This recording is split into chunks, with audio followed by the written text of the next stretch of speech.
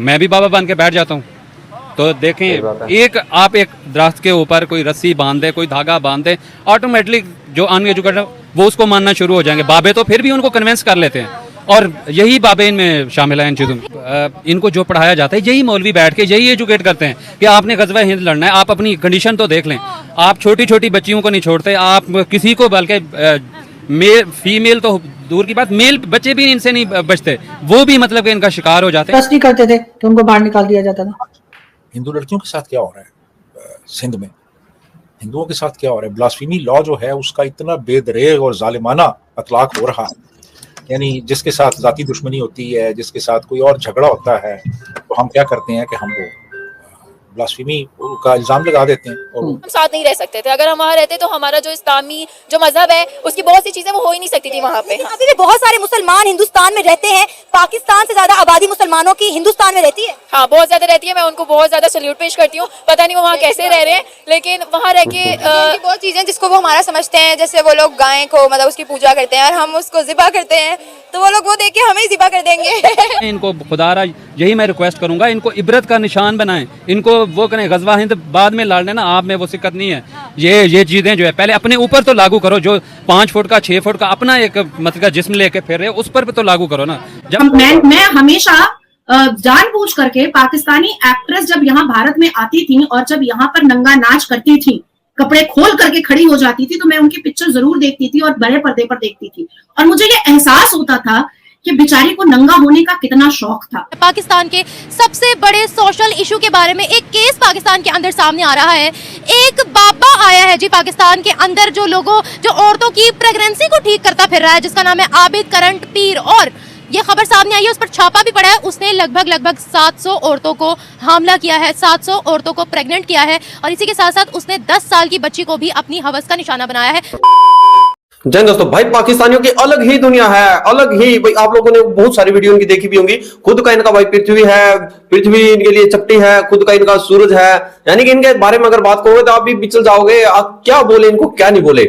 पाकिस्तान का एक पीर है जिसने 700 औरतों को दवाई दी और उनके साथ जाति की, यानी कि उनके साथ हलाला किया है उसने बच्चे देने, क्योंकि साइंस की तो ये एक तरफ माँ बहन एक कर देते हैं, साइंस तो इनके लिए कुछ है नहीं। पाकिस्तान के अंदर भाई बहन के साथ है, अब वो बेटी के साथ है, वो उसके बारे में तो बात ही ना करे तो ठीक रहेगा। आप लोग एक बार वीडियो देखिए और इनके साइंटिस्ट फकीर से मिलिए, उसके बाद बात करेंगे। हर बात पर जी कर रहे, समझ नहीं आ रही बात। समझ गए। हाँ, कैसे वर्ग लाते थे? ये हो बाबा कैसे पीर क्या कहते थे? उनके कहते था हाँ जी, उनको यही कहता था ना, क्या वो दवाई देता था ना उनको। मैं किस चीज की दवाई? ये औलाद बनती। अच्छा, उसके बाद बत्ती फेंकता। बत्ती फेरते थे? बत्ती किस तरह से फेरते थे, क्या करते थे? वो जिस पे मारता था। अच्छा ठहरो एक मिनट, टीम मेंबर भेजें जी कोई इधर जरा। हाँ जरा बताओ। अच्छा इस तरह पूरे जिस्म पे हाथ फेरते थे औरत के? इस तरीके से देता था ये दवाई। कितनी देर इस तरह का प्रोसेस करते थे? ये 15-20 मिनट ऐसे करते थे। उसके बाद बत्ती मारता था। अच्छा, फिर दवाई देता था। अच्छा ठीक है, फिर ज्यादती भी करता था। अच्छा, ठीक है जी, 10-15 हज़ार रुपया देता था। आबिद पीर करंट बाबा, आखिर हमारी जो अवाम है वो इस तरह के बाबाओं को क्यों मानती है? किसी लड़की को बच्चा पैदा नहीं हो रहा, भाई उसको बाबे के पास ले जाती है, बाबा उसके साथ गलत मलत हरकतें करता है। जो चीज डॉक्टर्स ने सॉल्व करनी है, जो चीज आपको मेडिकल साइंस से आपको रिलीफ मिलना है, उन लोगों ने बीमारी पकड़नी है, वो बाबा कैसे पकड़ेगा? बाबे की आंखों के अंदर क्या एक्सरे फिट हुआ है? मेंटली तौर पर देखा जाए ना तो ये मेंटली स्टाबर उन लोगों को इन चीज़ों का पता होता है। ये भी एक साइकियाट्रिस्ट की तरह जो है लोगों को एजुकेट करते हैं, उनको वो अपनी इन्वॉल्वमेंट करते हैं। आपने देखा होगा कि डॉक्टर के पास, ये अक्सर सुना होगा कि लाइलाज मर्ज है, और इन बाबों के पास उसका इलाज होता है। तो ये फिर बंद कर देना चाहिए ना। ये साइंसदान जो निकल रहे हैं, ये जो मेडिकल फील्ड में इतनी ज़्यादा अपॉर्चुनिटी, आप इंडिया में जाके देखें तो ये कंसेप्ट सब कंटिनेंट का है, या पाकिस्तान का मसला नहीं है, वहाँ का भी मसला है। जब तक आप स्ट्रिक्टली तौर पर इनको मिसाल नहीं बनाएंगे, एक को सजा नहीं देंगे, ये कभी भी आपका मसला सॉल्व नहीं हो सकता। ये बताएं, इस्लामिक जमहूरिया पाकिस्तान के अंदर बाबे क्यों बैठे हुए हैं?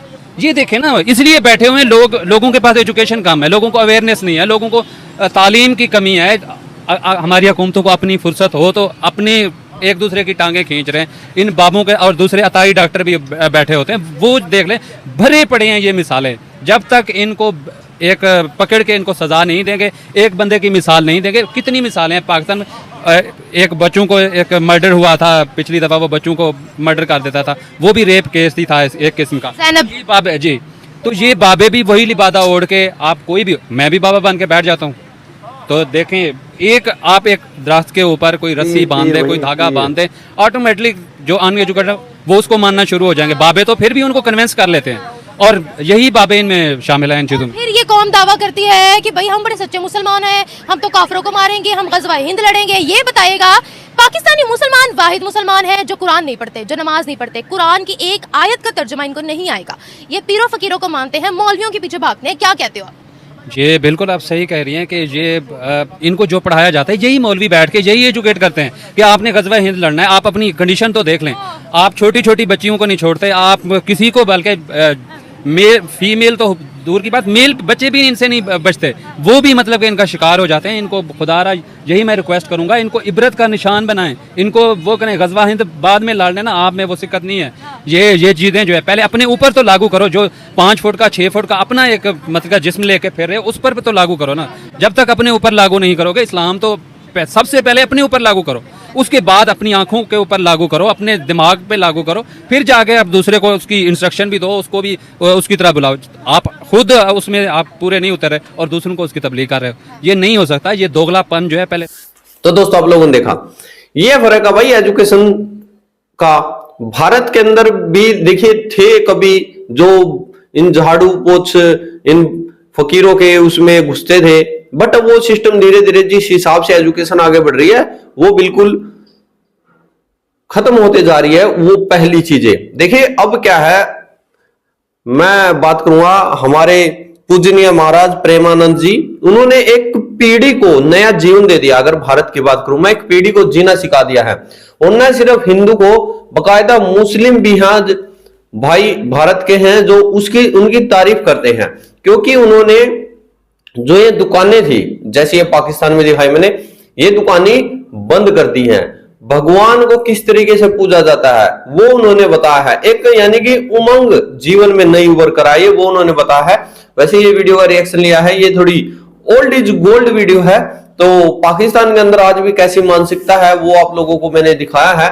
और ऐसी बात नहीं भाई सभी के सभी ऐसे हैं, एजुकेटेड भी है। देखिए जिन्होंने ये था जो टोपी वाला निमरा अहमद के साथ, उसने बताया है भाई किस तरीके से, यानी कि ये थोड़ा पढ़ा लिखा है। और जो ये रिएक्शन आप देखते हो ना, ये एक एजुकेटेड सिटी है इनकी, जैसे लाहौर, कराची, इस्लामाबाद, वहां से आते हैं।